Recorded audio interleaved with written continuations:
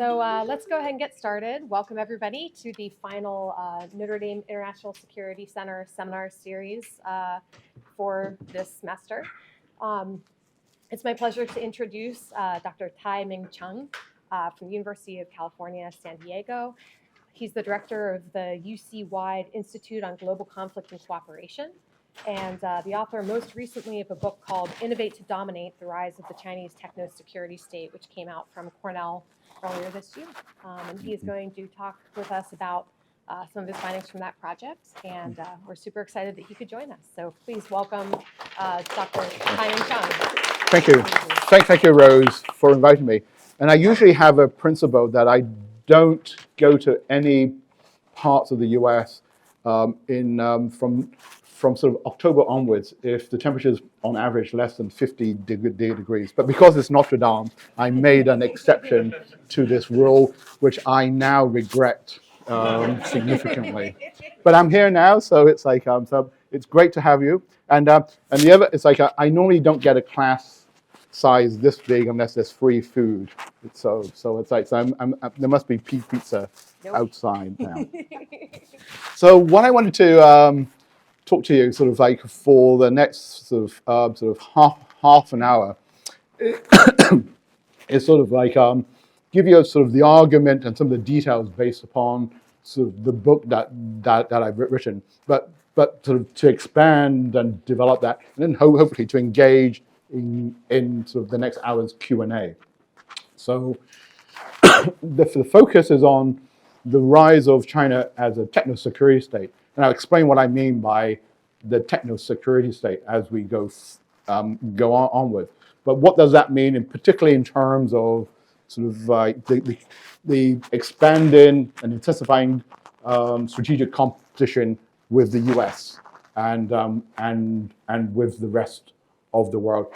Because I mean, if you read in the newspapers almost on a daily basis now, there's sort of like the tit for tat that China's doing against the US, whether it's on the technology side, on the innovation side, on national security issues, on military issues, whether it's to do with Taiwan or to do with sort of with the East China Sea or other things. Like I wanted to sort of like I've been working on this sort of for the past sort of 20 years to understand and develop a framework to understand a lot of what the current policy issues are and how to think about it over the long term, because the sort of the long term technology and security competition between the US and China is probably one of the most, if not the most important drivers of the international security order and the international order writ large over the next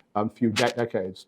So to understand both the interaction between the US and China, and also what is going on in China in terms of the development of its technology and security systems, will provide everyone sort of with a sort of like with what I hope for is a useful sort of understanding, so like to understand and to connect the dots of what's going on in the here and now.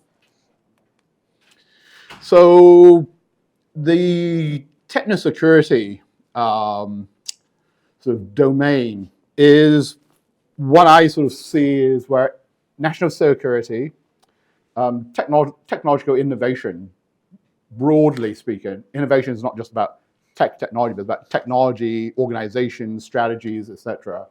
Military power and economic power, where they converge and interact itself. So how does innovation impact upon military modernization, impact upon the role of economic development?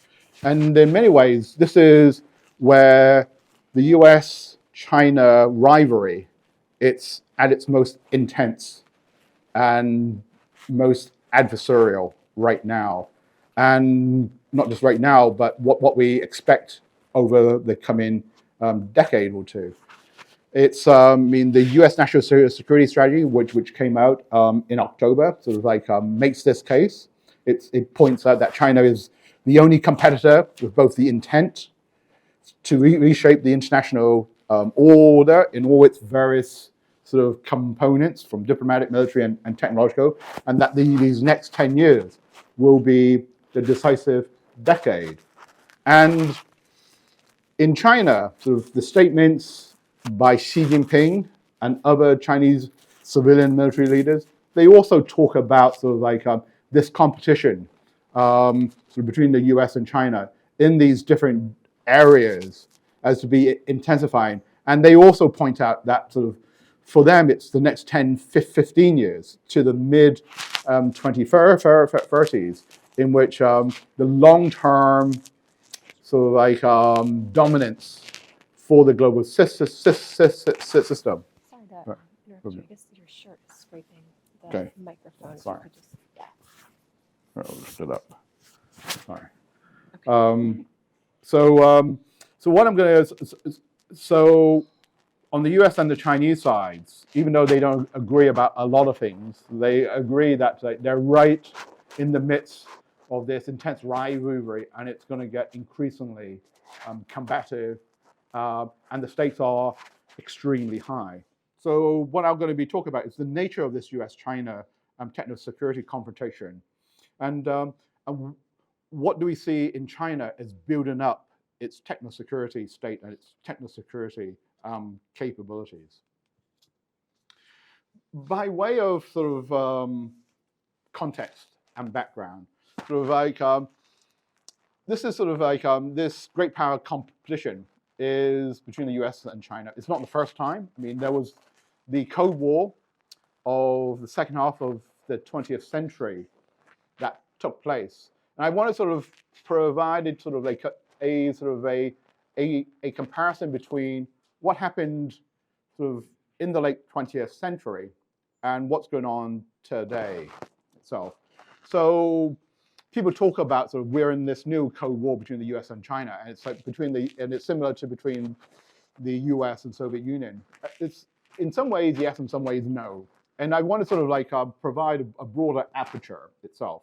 And it's a much better comparison if we look at sort of the US competition between the Soviet Union and Japan during sort of the second half of the 20th century. And what it was the US faced these two very different competitors. One, sort of on the left-hand side, was against the Soviet Union. This was primarily in the defense and ideological spheres itself. So the Soviet Union was what we consider the traditional sort of Cold War sort of like enemy itself. And much of the competition was in arms races, balance of power issues of very traditional neo-realist. But on the second side, on the right, the US was also engaged in sort of like in a very sort of in intense what we call geo-economic competition in the commercial and economic spheres with Japan. A lot of this was about sort of commercial technologies, industrial, economic competition, etc. And the US like dealt with these two countries, so like at sort of often the same time, so during the sort of like the 50s, 60s, especially the 70s and 80s.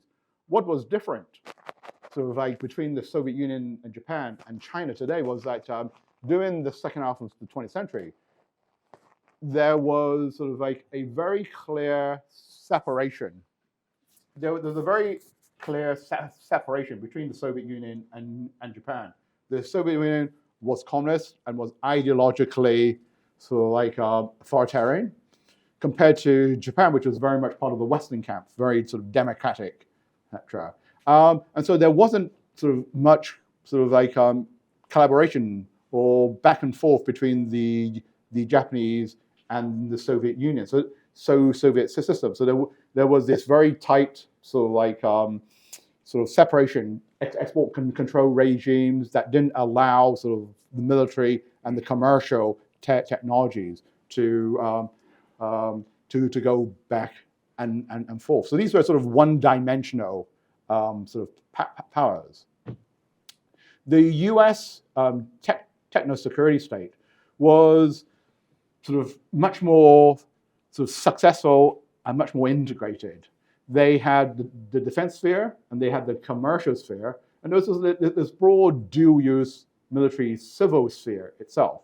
A lot of it in research and development, a lot of it sort of like in broader sort of technological developments. It didn't actually mean that there was a lot of sort of like civil military integration, etc. But there was like there was a lot of economies of scale. People sort of and companies could sort of serve sort of like different needs within the U.S. system. So the U.S. system, the U.S. techno-security state, was very integrated, sort of in overall terms, compared to the separated sort of US, Soviet and Japanese systems. And if you look at it today, the Chinese techno-security system, I would say, is much more similar in broad scopes to the US, whereas sort of the Soviet and the Japanese states were sort of like more single-dimensional. The Chinese system, the defense system, and the commercial economies, there's a lot of sort of like sort of close connections. The dual-use sphere is there. It's still got a lot of issues, etc. But there is sort of like a lot more sort of back and forth between these two spheres. And so what the US is finding today, as it sort of deals with China as its growing competitor, that it's much more like the US, and it's very, very different from the first Cold War, and this makes it a much more significant challenge to the US. So the question is, well, if the Chinese and the US techno-security states are very similar, it's like who's going to win, etc. It's like, are they the same? And while they, from outside appearances, look very similar, there's a critical, important difference, and that's what I'll sort of also talk about, is that the Chinese techno-security state is very much of a top-down, state-led. It's what we sort of in the literature call it's a statist system, where the state dominates and the state sort of like intervenes in a lot of areas. The US techno-security state is much more of an anti-statist sort of regime, where there's much more of a bottom-up, of a market-driven. There's like a close public-private partnership. I mean, these are ideal types. In reality, it's a little bit more sort of mixed, but in general terms, this is what the Chinese system and what the US system is like. And it's and for us to understand sort of like who's going to win over the long term, it's to understand the strengths and weaknesses of the statist versus the anti-statist system, and understand sort of like which has the particular strengths for the long-term sort of competition that will take place. And I'll talk about this sort of towards the end itself. But what I'll sort of turn to now is to look at the nature of this US-China techno-security confrontation. I mean, it's this increase in this very adversarial competition between the US and China has been relatively recent. It wasn't until sort of like the middle of the last decade, the mid-2010s, that the techno-security domain became of paramount importance. Between the 1990s, sort of like right through to the early 2010s, it was sort of the US and China had a very sort of like close techno-commercial engagement. There was a lot of sort of like cooperation, and the US in the technological sphere, they didn't really worry about China as this rising sort of technological threat. They may have been sort of they were more concerned on the military side, but there wasn't this real concern. This wasn't the case on the Chinese side. On the Chinese side, there was much more of a worry, and I'll go into that. But it's like, but the reason sort of this changed, sort of like over the last sort of like 6, 7 years was of a number of factors, particularly from the US perspective, that the US saw that China was growing sort of like increasingly assertive from a geostrategic and military perspective in the South China Sea, the building of these artificial islands in the Spratlys, etc. Sort of like that really sort of went against sort of international norms, etc. And also increasing pressure on Taiwan. China's rapid technological catching up. That is like up until sort of about a decade ago, the US thought that China was so far behind sort of from its science and technology and innovation that the US would maintain a command and lead for the long term. And that began to really change sort of like over sort of this last decade. And in particular, the way that China was catching up through especially sort of foreign absorption strategies or sort of economic and technological espionage issues. And then that sort of, that the US from a strategic perspective, from the sort of like, from the beginning of the 2010s, the US began to identify China as its primary strategic threat. And that the focus on sort of the global war on terrorism, the focus on the Middle East and on Afghanistan was no longer sort of the long-term sort of core threat. And so from the early 2010s, increasing attention by policymakers in Washington, D.C., led by the Pentagon with its third offset strategy in 2013, 2014. And then sort of like from the second half of the Obama administration and then through to the Trump administration, sort of like other parts of the U.S. bureaucracy, commerce and trade, sort of, and the S&T side also began to come on board. That China, especially in the techno-security sphere, was the U.S. long-term sort of like focus, etc. And also, sort of from an emerging technology sort of perspective, a lot of these sort of the clear distinctions that used to prevail about understanding what was military and what was civilian was beginning to become increasingly blurred, etc. So the technological landscape also sort of added to this sense of significant change. As I sort of mentioned, sort of like the US only began to sort of identify China as its top threat from sort of the mid-2010s. China, very quietly, had made this assessment that the US was its main techno-security threat back in the late 1990s. There was a couple of reasons, key reasons. One was because of the tensions that was in the Taiwan Straits since the mid-1990s. But the catalyst that really made sort of Beijing change its mind was in 1999, sort of when the Americans sort of like according to sort of like Water Patrol, totally by accident, the Chinese said it was completely on purpose, when sort of like the US launched a sort of like a precision strike on the Chinese embassy in Belgrade. This was in May of 1999. So the aftermath of that, the US thought this was a major sort of like mistake, and the US apologized.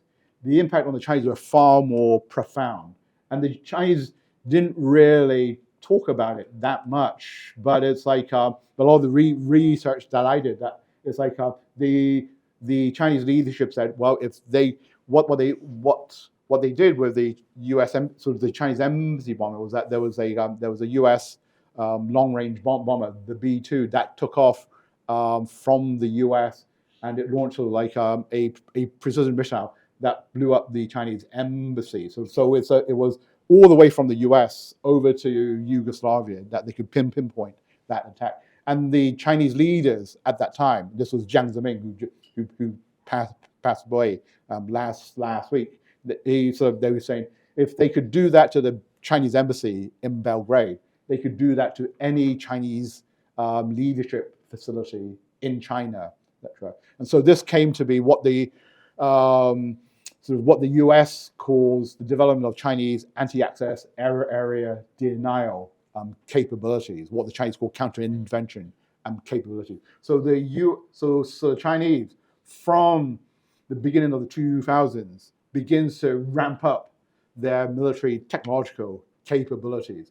So in terms of this sort of like the techno-security competition, the Chinese were doing this sort of about 15 years ahead of the US. They kept it very quiet. Today, they're much more open about this, etc. But the US was like, they only really sort of like identify with that. So what this means is that at the beginning of the 21st century, the US was by far and away much more advanced, much more capable, sort of compared to China from a military technological perspective. China was very far behind.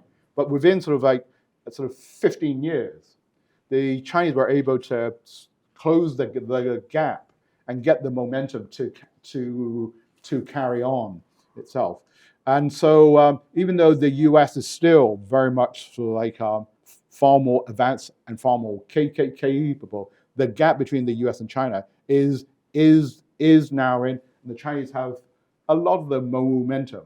The question is, now that the US is sort of very alert and very sort of like mobilizing to deal with the Chinese threat, can the US now pick up the momentum and continue to sort of like to stay ahead of China itself?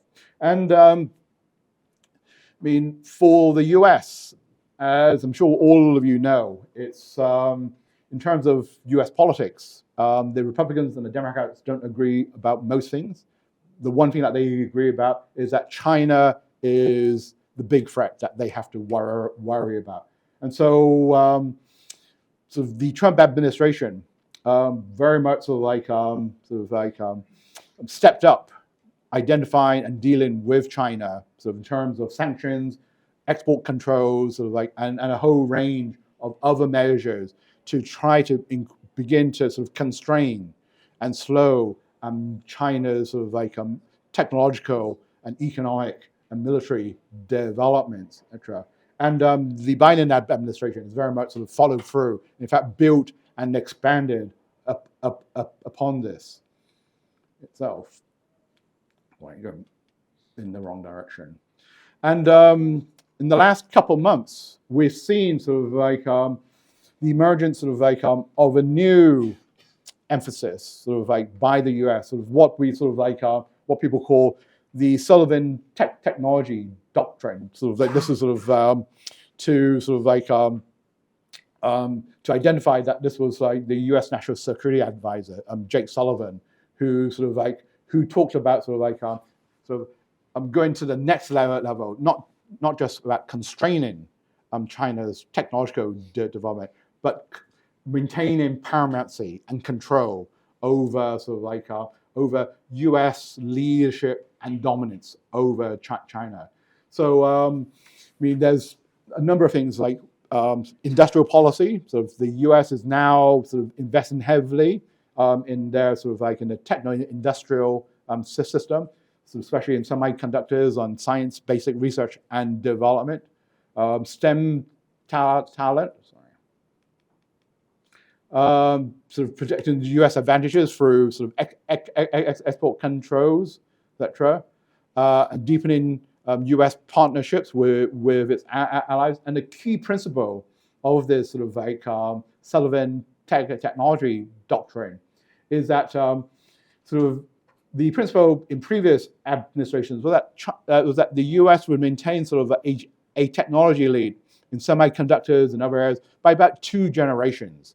And now the US says we want to maintain dominance as much as possible. If it's like more than just the 2-generation rule, it's like we want to be able to sort of like limit China's ability to sort of compete with us in the techno-security sphere.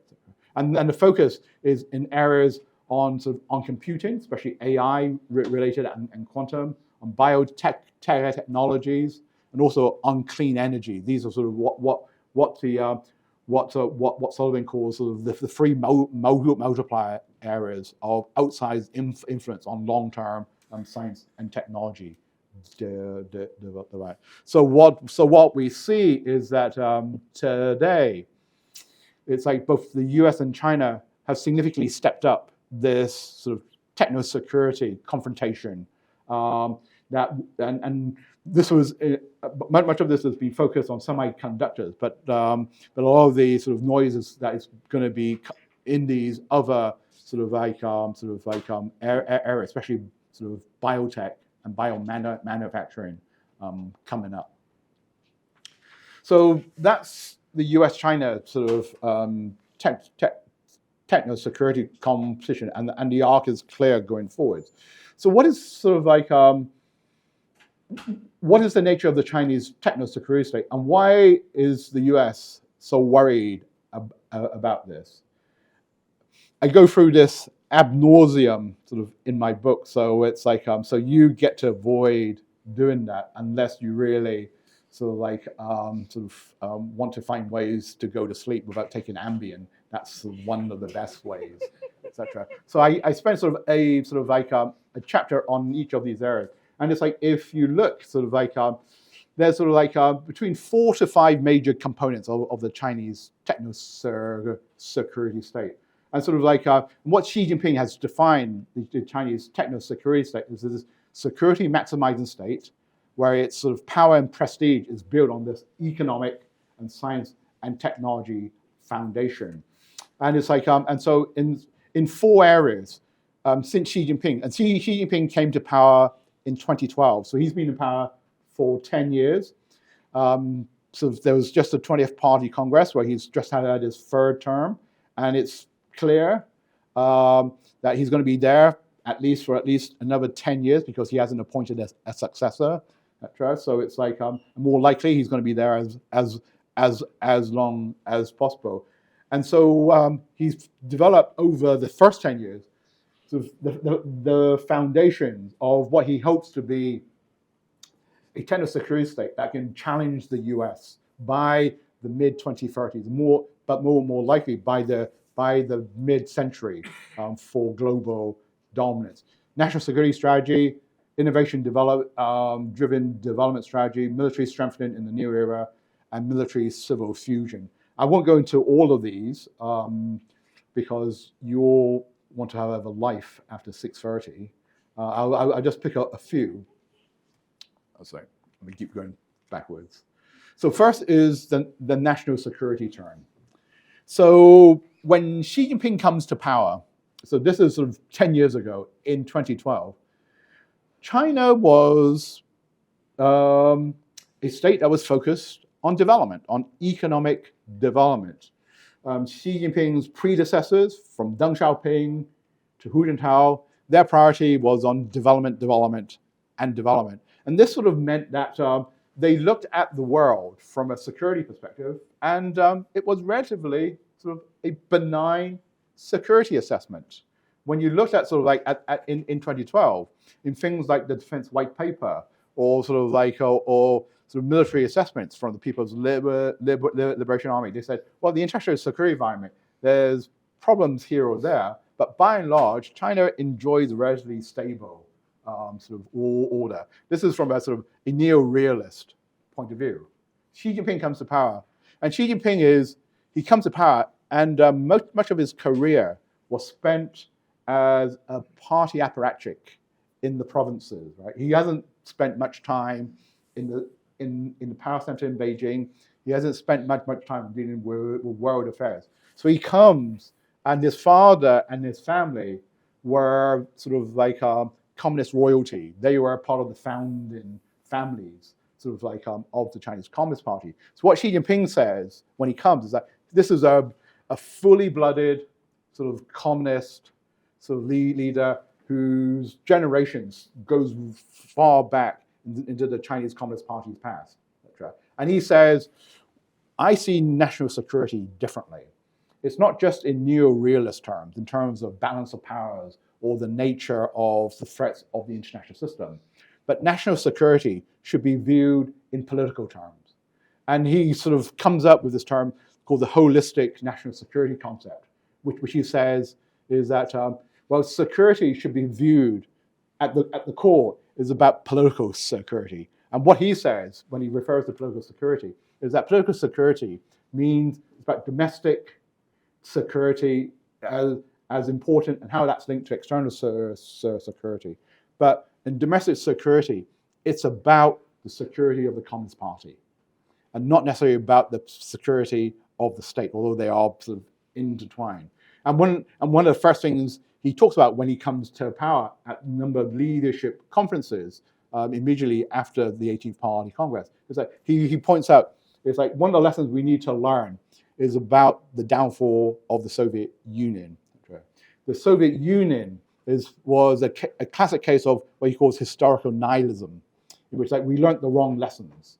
That it's like the Soviet Communist Party sort of like undermine their own security by not defending the Communist Party, etc. And it's like against color revolutions, and against the Arab Spring type movements, and all those things. And so what he says is like when we look at it from this prism of political security as national security, the world is no longer benign.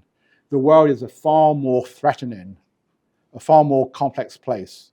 And we really have to build the security system to defend against that. And that security apparatus is both in terms of military power, but also in the domestic power and in technological terms. And so what she says, so there's this hard turn in terms of what national security is, etc. That it's about protecting the party state. And so from this perspective, then it begins to make sense of why they deal with Xinjiang the way they've done, the way they go into Hong Kong at the end of the 2010s, etc. It's about ensuring sort of like stability and ensuring sort of the political sort of stability and strength of the party. It's also about anti-corruption and all of those things, etc. At the same time, sort of like, but he also make sure, yes, it's like, so it's about political security, but then he says like, well, it's also about all these other things. It's about military security. It's about sovereignty. So the importance of Taiwan, the importance of the South China Sea. So in 2015, sort of like the state passes then a new national security law, and they give sort of 11 definitions of what national security is. And so national security becomes all-encompassing. There's the political, the ideological, the people's, the economic, the financial, the cultural, the environmental. So security becomes elastic and all-encompassing. And what that means also then in terms of power structures and organization is that the security bureaucracies, the military, the law enforcement, the intelligence, the sort of the domestic sort of political and law apparatus, they all become sort of like close at the center of power. The economic organizations that were most powerful during the developmental state period, they were sort of like eased further aside. And this sort of like takes place slowly during sort of the first two periods of Xi Jinping's rule. So like it begins slowly in his first term from 2012 to 2017. It picks up pace in 2018 to 2022. And at the 20th Party Congress, so like when Xi Jinping reads his speech at the 20th Party Congress, he mentions national security more than 50 times, which, and if you look, when his first speech, sort of like at the 18th Party Congress, national security was mentioned like a handful of times, etc. So the pivot to national security is reaching sort of the apex now, but a lot of this was built over the past decade itself. And so this holistic security outlook, and a lot of it was also about sort of non-traditional political and emerging threats. Xi Jinping talks often about sort of black swan and grey rhino events, like what happened in the last week or two with the protests because of the COVID. That was a black swan sort of event. So it comes out of the blue, or it's a grey rhino. It's a slow trot-trotting rhino. So what Xi Jinping has done is, like he says, these types of events, we've got to be ready for them. And so it's not surprising that there's like the security apparatus cracked down, because they have built up their security apparatus in preparation for these types of events. So to me, it didn't represent sort of a major concern to Xi Jinping. I mean, major concern was that it took longer than it did to activate these coercive capabilities.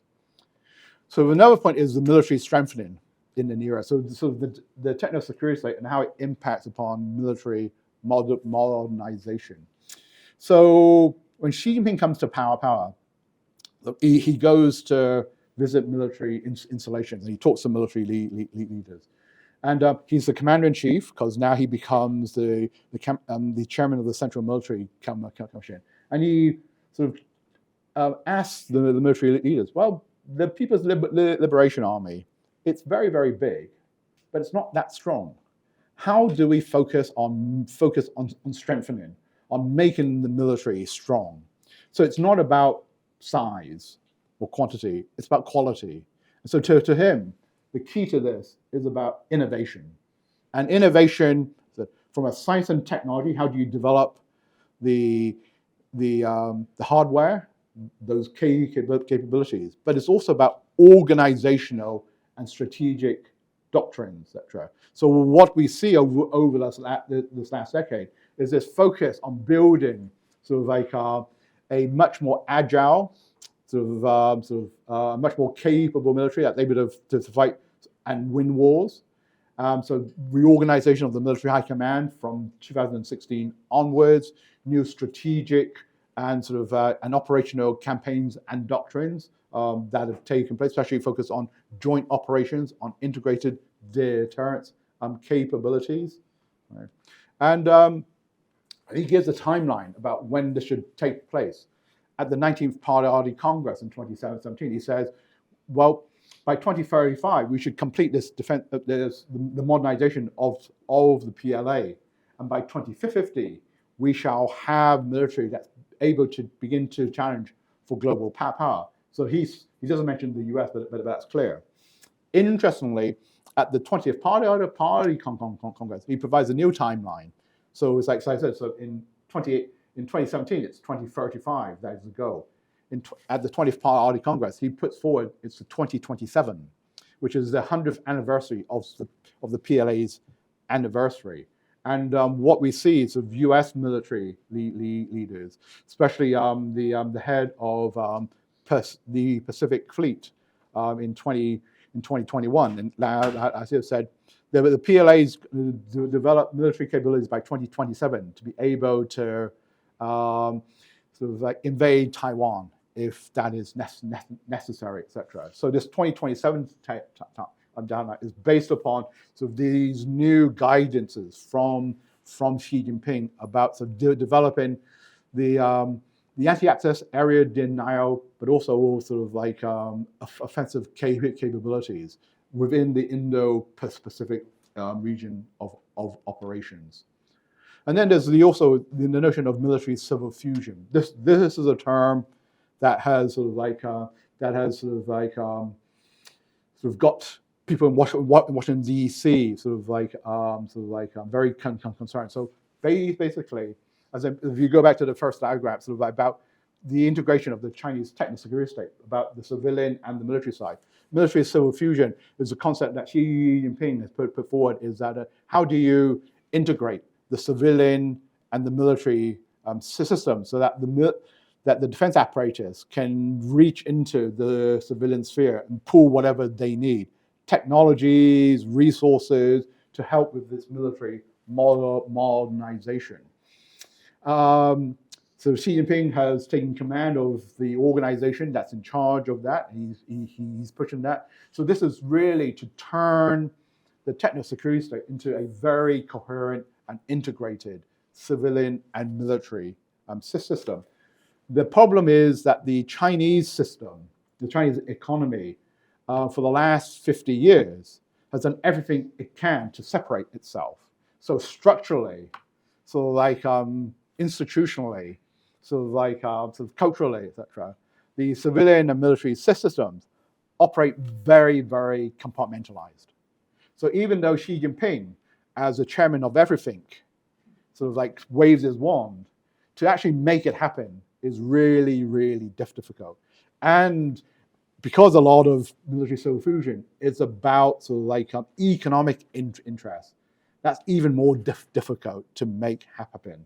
So my analysis, I think the military civil fusion is an aspiration, and it's a very, very long way from being realized. Although in Washington, they think that this is something that's very easy to do itself. So this is one of the weaknesses. And more recently, sort of like in the last couple of years, there's this focus on economic securitization, in that sort of like up until sort of the end of the 2010s, sort of like when Xi Jinping comes on board and focuses on developing military, this techno-security state, etc., economic security was very much seen in sort of in micro economic terms, where it's about sort of focusing upon building sort of resilience and security in particular areas of the economy, on energy, on food, sort of like on technological. But because of this sort of this great power competition with the imposition of this increasingly broad and sort of like an intensive suite of sanctions and export controls that the US and other countries have done, the Chinese are worried that it's the macro foundations of the economy that is at risk. The supply chain system, it's like whole technological areas, semiconductors, etc. And so there is this growing move, and this is sort of what I see as the next iteration of the techno-security state, that sort of like that more of the economy comes under the techno-security sphere. Because so in my book, I sort of paint out how impressive and significant the techno-security sphere is. But on, I think it's page 310, so you've bought the book, you've invested all your time. It's towards the end, I think. But when you actually look at it, the techno-security is actually a small part of the Chinese economy. It's like, it's about sort of 6 to 7% of the Chinese economy. It's the same for the US. When you look at it, the defense industrial apparatus, the dual system, the strategic system, I mean, it's very powerful and it's a lot of influence. But in terms of the overall size of economy, these are relatively small parts of both the US and the Chinese economy. So large parts of these economies, they can find ways to cooperate. It's like you don't have to decouple and separate them in all these areas. But if we see security, economic securitization become more broadly implemented, then we're talking about broader suite parts of these economic systems become to get pulled in to this techno-security sphere, etc. So I've got about like another 65 slides, but what I'm going to do is I'm going to end it here because I know when I see 2/3 of the class with their eyes closed, this is a good time to switch to Q&A, etc. So I'll sort of like leave more time for discussion. Okay. Great. Victoria. Thank you. Thank you so much for coming to another day. I want to ask you, bring your arguments to the with the COVID protests and also the drastic downsizing of China's economy.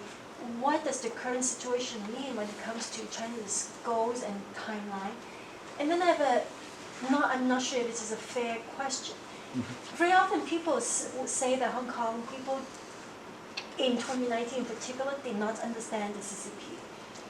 If you had given this talk in Hong Kong in 2019, do you think that things could have been different? Or Xi Jinping is so determined to basically snuff out any kind of dissent, it wouldn't have mattered? Okay. Thank you. So I was talking to Rose, and I usually take about an hour to answer each question. So this will be the only question. I'll try to keep it short, etc. And there was two others, that's 2 hours. So it's as I mentioned, it's like I mean the the zero COVID sort of like backlash, these protests like that take place around the country. I mean, it was a sort of like, I think it was a political shock because I mean, for the last 3 years, so like the Chinese sort of society had been relatively obedient, etc. But it's like, but it reached a pressure point. etc. I think so. The sort of the national security system that Xi Jinping designed was to deal with this type of sort of these sudden incidents, these sudden pressures, etc. And I think it's sort of like it took, as I said, it took a little longer to activate, but once it got going, the system actually worked. Sort of the Chinese authorities support the security forces in, of course. But of course, it's like the Chinese security system sort of like addresses the symptoms, but it doesn't address the root causes of what all of this is. And sort of like but addressing the symptoms, the state capacity is so strong that they can afford to deal with sort of like protests. So like whether it's coordinated or uncoordinated, and they can deal with that, so like and find ways to mitigate that, etc. And they are not as worried then about the underlying root causes, which are much more difficult to do, whether it's in terms of sort of like moving away to sort of more sort of open system, etc. Because the state capacity can keep the lid of the kettle firmly tied on, and these pressures can blow up, but it doesn't sort of lead to a big explosion, etc. So I think I would say that sort of like if I was Xi Jinping, it's like in a Politburo meeting, it's like, well, so it worked, but we should have been earlier. We shouldn't have let this happen. What the main failure was is in terms of the early warning system, which they will try and deal with. So, and in terms of sort of like sort of for Hong Kong, so I was there in 2019, sort of like in Hong Kong and watching. I was actually there in 2014 for the Yellow Umbrella. I was actually in Tiananmen Square in 1989 when the tanks came. So I've seen these protests and the crackdowns on it from 1989 to 2014 to 2019. And I would say it's like I sort of remember sort of in the summer of 2019, so like being in Central and in Admiralty and in Wan Chai and seeing the students doing all this. I said it's like I mean, this is great, but this is going to end badly. I mean, I was more worried that Xi Jinping would actually follow the 1989 example and send in the tanks and use actual military force to crack down. But he was pragmatic enough to not do that and then sort of use these sleight of hand tactics, use the regulatory and the governance system, use the national security law, and use that to crack down. So it was sort of like bloodless, but it's like but in terms of the arrests, etc., in terms of the crackdown, it was even more stringent in many ways. And so I would say it's like there was a naivety amongst the students and the other protesters, that it's like that they sort of went a little too far. But it's like but that's what protests do, and that's what protest movements do, and especially when the other side is like watches, etc. You think that you can push and push more itself, but it was always seemed to me to be an inevitable outcome. But it's like, but the Chinese authorities, they moved even more. I mean, the national security law and the system that's gone there since. I mean, it's like ignoring the international community. It's like it's far worse than even most people had imagined. But if you look at sort of like how Xi Jinping went about building the national security system within China, these were all the signals that were there in the years beforehand. Michael, you had two fingers. Just related to that, in Hong Kong, we saw that they arrested 10,000 plus people, and now 2 years later, they're still prosecuting away. They're going after, they're basically getting everybody. Can we expect that in regard to these COVID protests, that all these people, I mean, because they have security people all over the streets, they know who's spoke up the most in various locations. Are they all going to be prosecuted and sent to jail? Is this going to be a massive crackdown on any, send a message? I mean, it's like that's one option, right? And probably the most likely option. There's the other option, and some of the press media sort of pointed out. It's like if people sort of like protested, but they didn't have a track record of that, they would get a very stern warning, etc. So it's like so it depends on sort of how tough and repressive Xi Jinping is. Does he want to make an example? He goes for everyone, etc.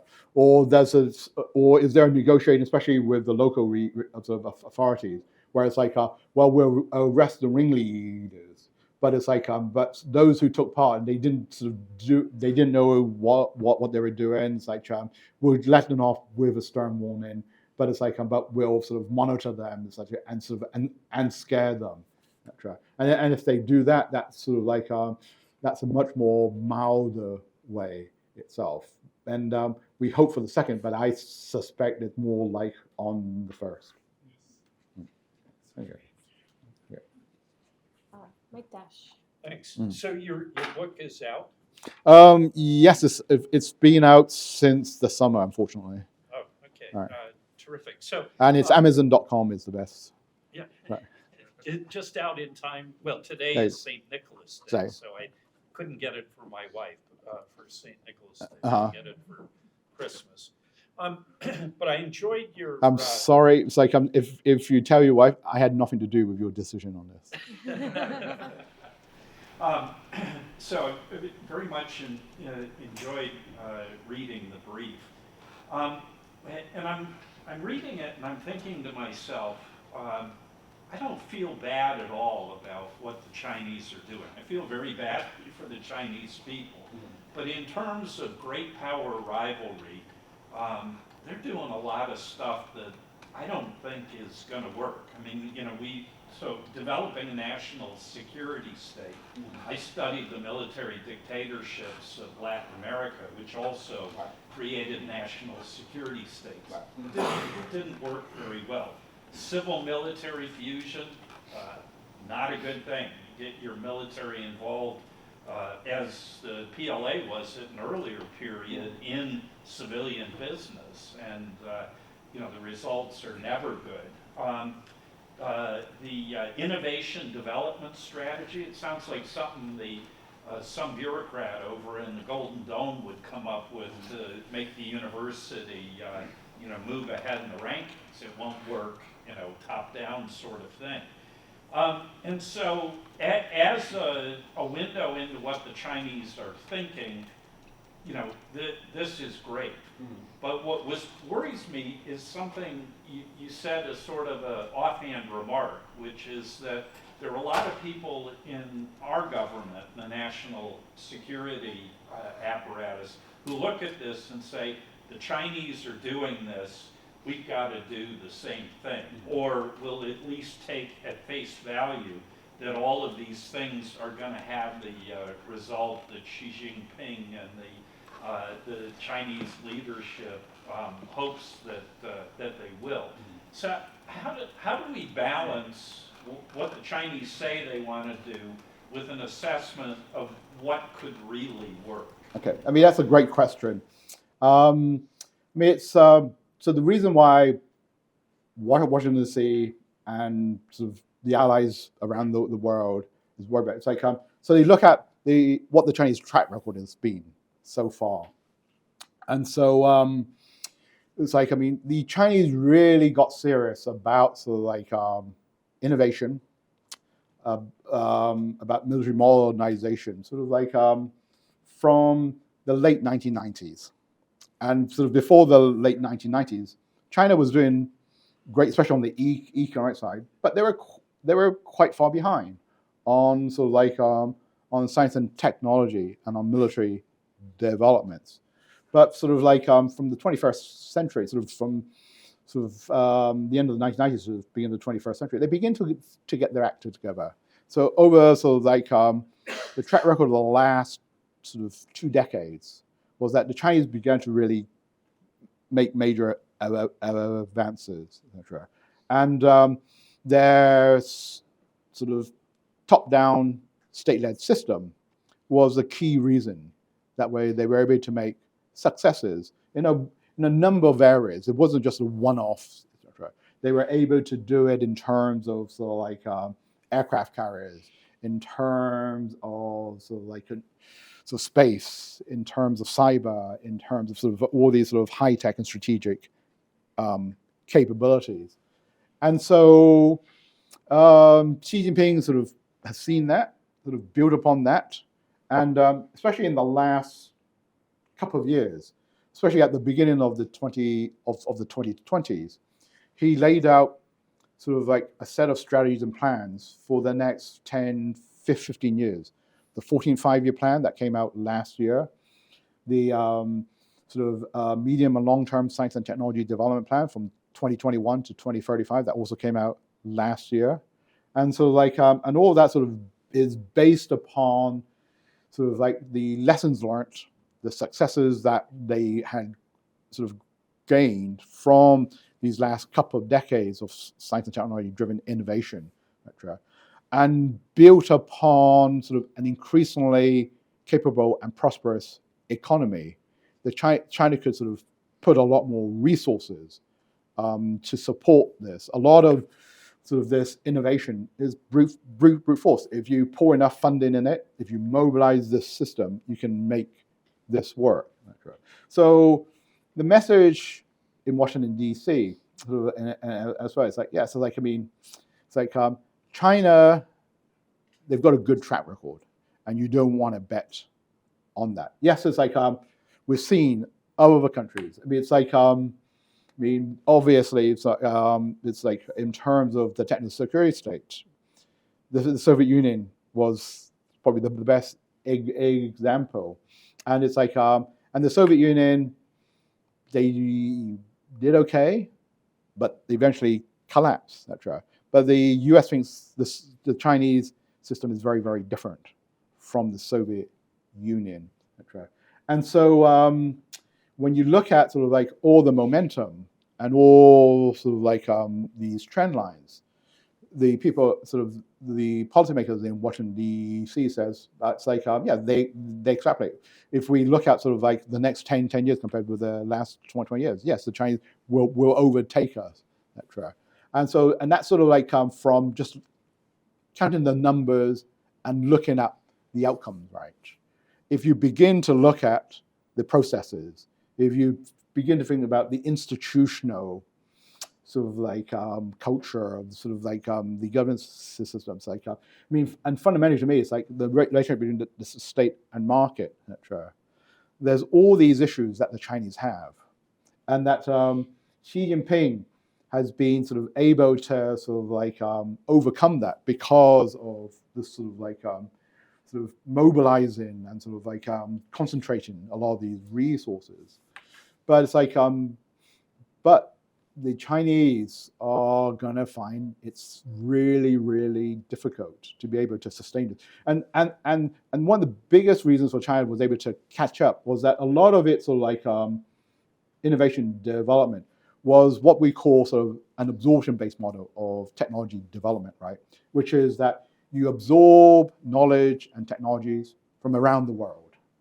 So you don't have to make it yourselves from research and development. And so this was sort of the low-hanging fruit of and low-risk approach to be able to develop technologically. Is like, well, you get it from sort of like the US, you get it from other advanced countries, etc. And then what the Chinese have a term, they call it re-innovation. Then you turn it into Chinese characteristics. So one useful example is the Chinese high-speed railway system, right? The Chinese high-speed railway system, at the beginning of the 21st century, China had a really lousy train system. The trains on average worked at 30 kilometers per hour from city to city. Today, the Chinese high-speed railway system, it's 200 miles an hour from city to city. And most of the technologies they got were from Japan, the Shinkansen, the Canadians, the French, and the Germans. What they did was like they buy examples of these high-speed trains and they reverse engineer it. And so and they did this in the military with Russian fighter aircraft, for example. And it is in many other areas. And this allowed the Chinese to really advance the catching up. Under Xi Jinping, though, it's like he says, this what they call sort of like this re-innovation approach to technology development, both on the civilian and the military side. It's like we've gone as much as we can. And so under the 14th Plan, so what they're doing now is that they're having to pivot to what they call original innovation, what the US and what advanced countries do. It's like you have to develop your research, sort of like your technology innovation capabilities through your own basic research and development, through universities and all of that. And so what they're trying to do now in the 14th Five-Year Plan, in this other plan, is to move from re-innovation to original innovation as they move forward. It's sort of like through, it's like they've built this sort of like racing car, right? And they sort of through re-innovation, they've built the sort of the body. And now what they have to do as they're sort of driving along is that they have to change the engine as they're going along the highway. And this is a very, very high risk because you pull out the engine and you have to build up a new innovation system. Can you actually make that work? Especially as the US has pulled down the drawbridge, et cetera, et cetera. And so, I mean, there's all these sort of structural issues that the Chinese face. And to me, it's like, I mean, I do this, a lot of my research is funded by the Defense Department. And it's like, and I say, it's like, well, there's all this, et cetera. And it's like, if you want to know the answer, you have to give me another sort of 10-year, $50 million grant before I can sort of really answer this, et cetera. But it's like, and when I give you the answer, it's like, I mean, there's all these ifs and buts, et cetera. But sort of like, I didn't get to it, but it's like, but at the final, I do have, it's like a number of areas to look at, so a number of sort of 5 critical areas, etc. But if you look at in terms of the governance system, if you look at it, it's like how the US and China relates to the rest of the world. If you look at sort of like this top-down mobilization system, it's like, and you assess that and the China and the US counterpart, the US is still much stronger, etc. So I think what the Chinese will do is that they will sort of like achieve more sort of than what the Soviets did. And the Chinese will be around for quite some time, sort of unlike what the Soviets did. So in that way, even if the Chinese don't sort of catch up and challenge the US for leadership, the Chinese will sort of become number 2. And the Chinese will be there for a very long time. So it's like, I mean, they may not be number 1, but as number 2, you still have to be worried about that. But it's like, and the US needs to keep on its toes. And in many ways, that's good for the US. I mean, the US is like, it hasn't been able to get its act together, especially on techno-innovation, industrial policy for quite some time. The worry is that the US gets too sort of like state interventionist, that these industrial policies stick around and they sort of like sort of deal with market failures, etc. And that would be really bad. Kat. Yes, kind of piggybacking off of that, with the ideas of global tech sharing and this competition in the technological realm, how does the increase in competition in the techno-security domain between the US and China impact global tech development, particularly collaborative enterprises between either the US and China and maybe more of like a middle power, right. or just the general tech market? I mean, the easiest answer, this is a lose-lose for everyone, right? Because it's like, I mean, one of the benefits that we've had from globalization has been, it's like that countries can work together on technological collaboration, that we have scientists and engineers that can go back and forth and work in all these spheres. And a lot of that has been on the civilian side. I mean, it's the civilian sort of technological development that has driven a lot of this globalization. The military has benefited, etc. But if you sort of like, if you say now, we can't do this, we have to sort of put in these barriers, etc. And we can't have sort of like collaborations, sort of like in any areas that have even sort of like the smallest possibilities of having military applications, then this is going to sort of really sort of have a significant sort of like impact upon global technological innovation.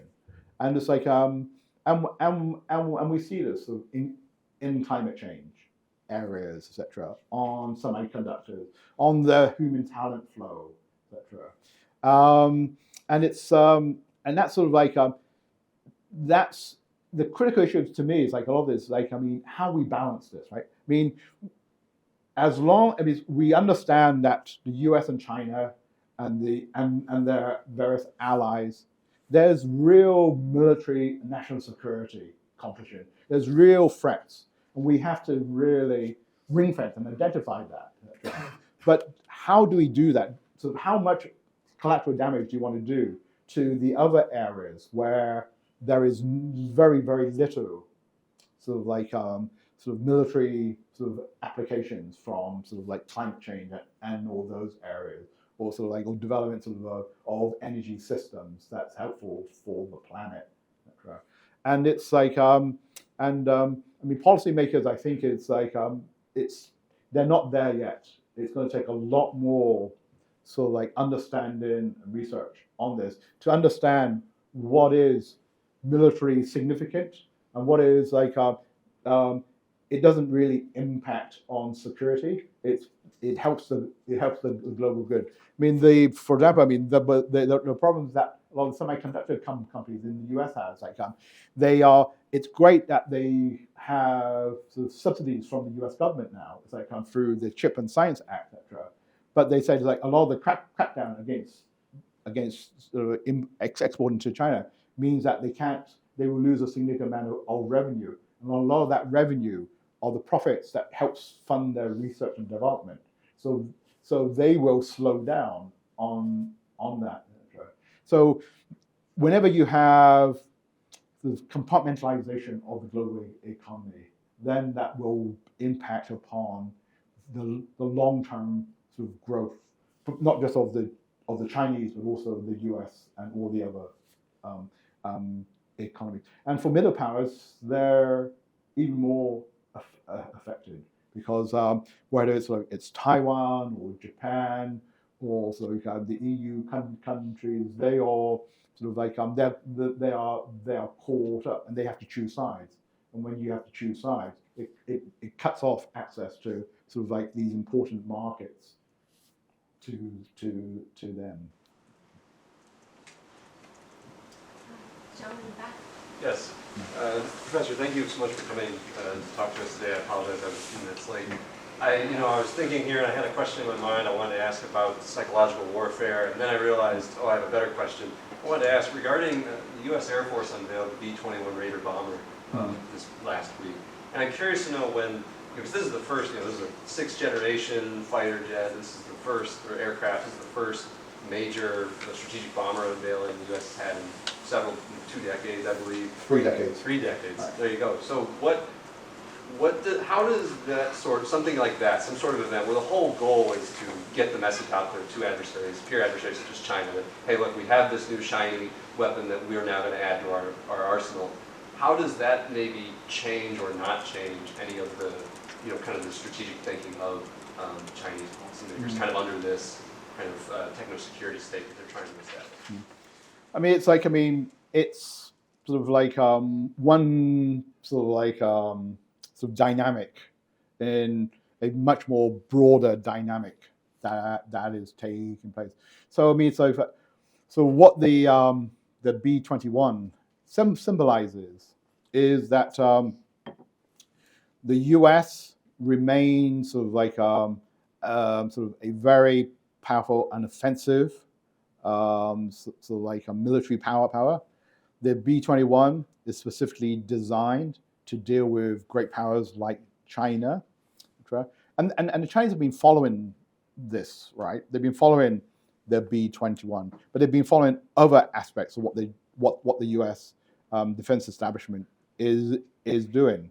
So when you look at that, and you look at sort of like the strategies that underpins the B-21 bomber, the prompt sort of like the prompt global strike strategies and all of these. It's like, I mean, the Chinese say it's like the US remains sort of the primary global sort of military power who can sort of project power anywhere they want to.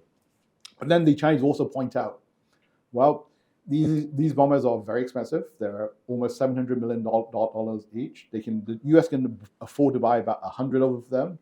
So what does it take for us to be able to deal with 100 bombers, etc.? We have to build even more, etc. So what this sort of means is that it's like this is a clear sign of sort of the arms spiral that is taking place, the arms race, right? So the US does this. The Chinese are about to unveil their new generation, so like sort of strategic bomber, which is actually the first ever bomber that they've had, because they only have Soviet derived examples. And then it's the bomber is part of a broader system. So what do you put on the bomber? You put hypersonic weapons, you put all of these, etc. And so you have to build all of that. And to sort of like to protect the bombers, the Air Force needs to buy more aircraft. So what you see is this like this increase in sort of arms spiral, etc. And given the prices, like this requires more and more funding, etc. And so and then this has the reaction from the Chinese side. So it's like so what we see is sort of more intensive escalation in terms of sort of like all these arms races, and at the same time, the sort of long-standing sort of like arms control system, the arms free treaties we've had in place between the great powers, they've collapsed, etc. So we're sort of like it's all about sort of like military build-ups with little sort of like discussions or sort of understanding between both sides about what do we do to sort of like build trust, sort of like and understand what your deterrence is about, and how do we sort of like calibrate what we're doing. So it's a dangerous or like sort of move on both sides. So apart from that, I'm fairly optimistic about the global situation. I have a quick follow-up, actually. This is regarding something on your slide. What do you mean when you say that the U.S. is a kind of dual-use techno-security kind of model is aging? What does it mean by that? I mean, it's like so the U.S. A lot of it's sort of like sort of civilian and military mechanisms, like the acquisition system, etc.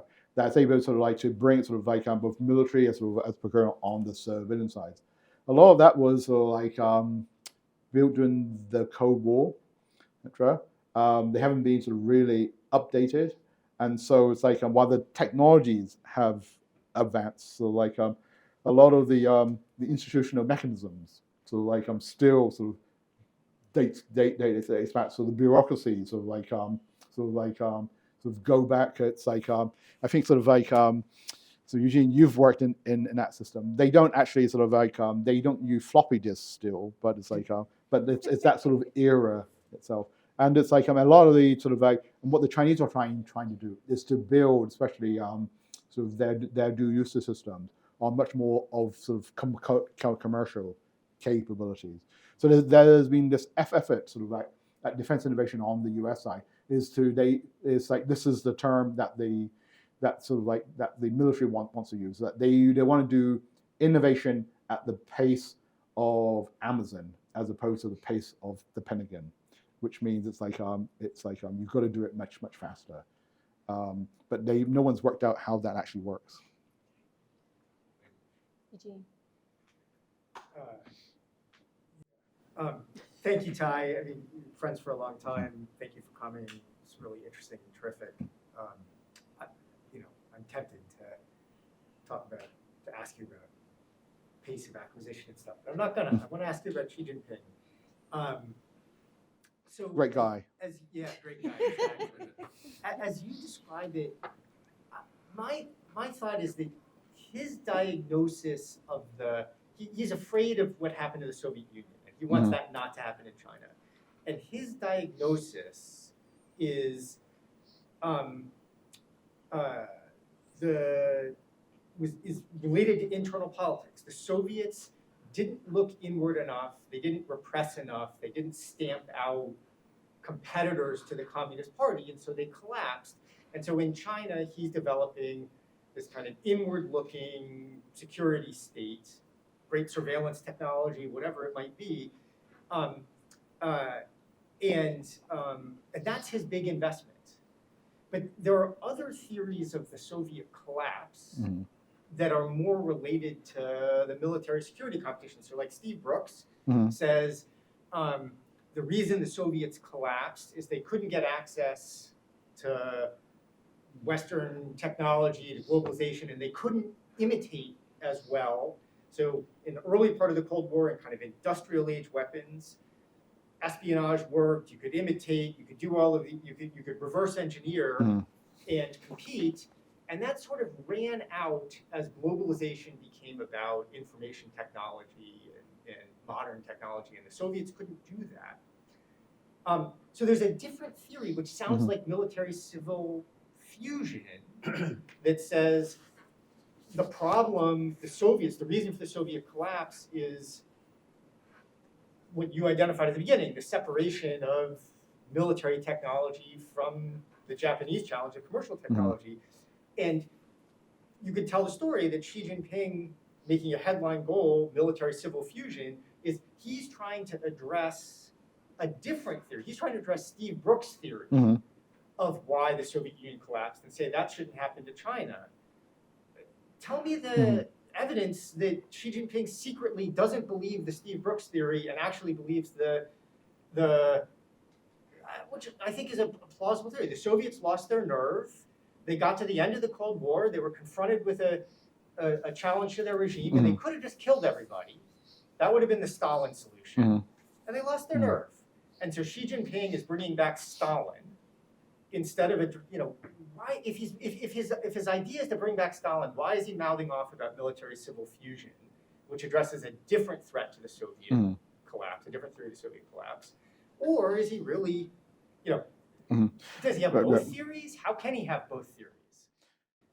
I think it's like, he has a broad range. It's like, it's the national security state concerns about sort of like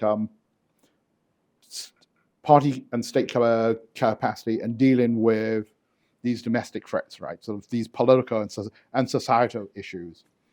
When it comes to technological, industrial, innovation issues, that's connected to the another part of the techno-security state, and not the national. The national security state is about threats, and threats are important, but it sort of it drives why you have to do things. It's like it creates the catalyst for you to sort of like deal with other solutions.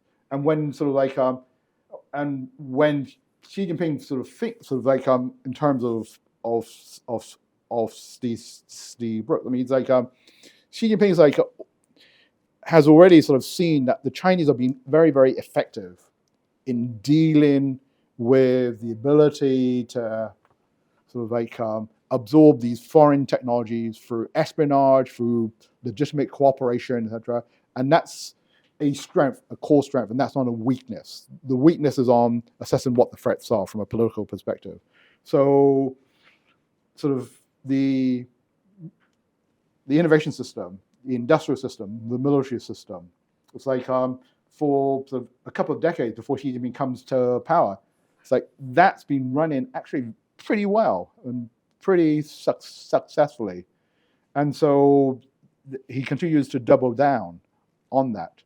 The issue for him is that sort of the Soviet model, right, is sort of outside of the strategic weapons, the conventional system, etc.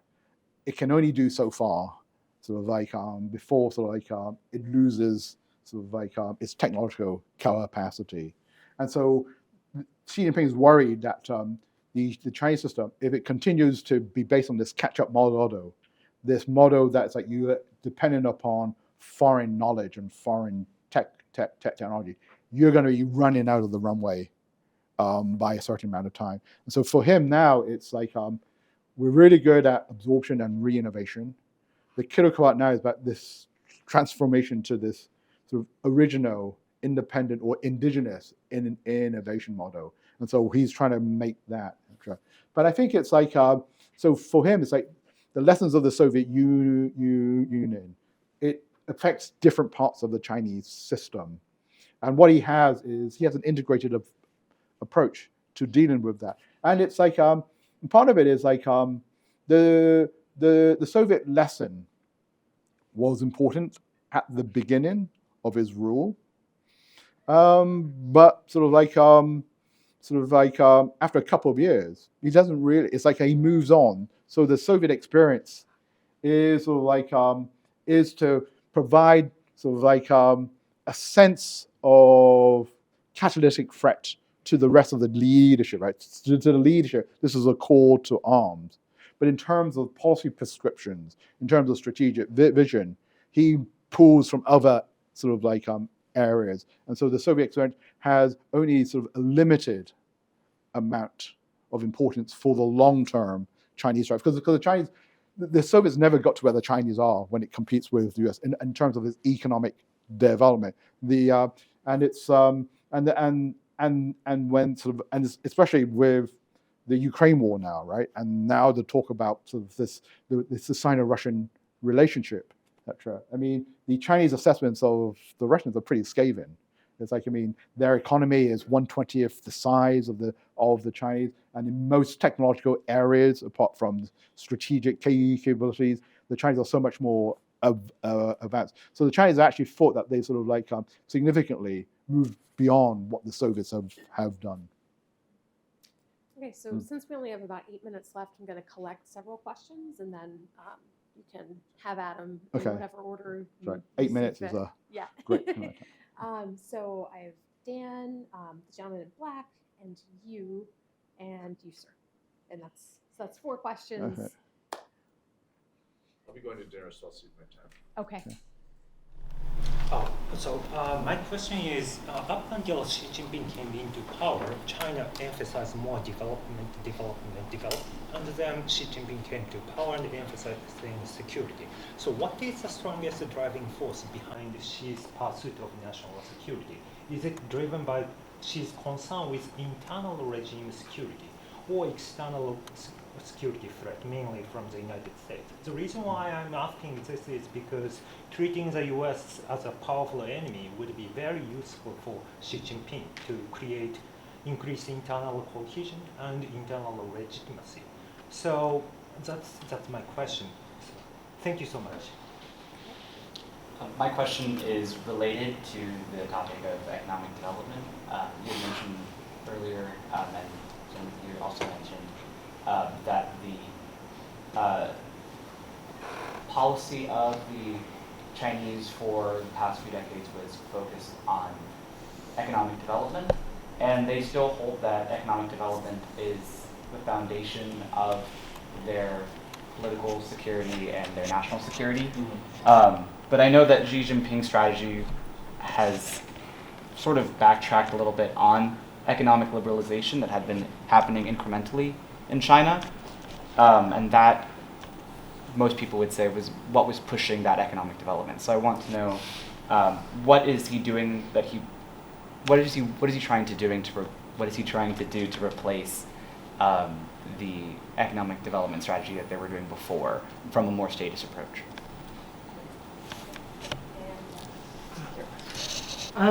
So my question relates specifically to the American order of the world and how the U.S. often also violates international norms. I'm thinking specifically as it relates to regime change in Libya.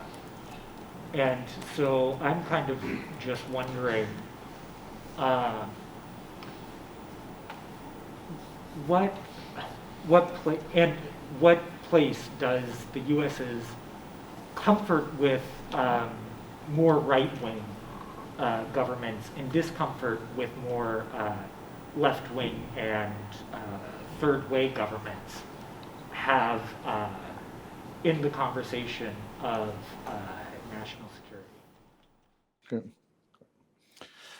So these are sort of like, I don't think I can sort of address the specific, but the broader issues about, first of all, the economic development and national security. Sort of like, I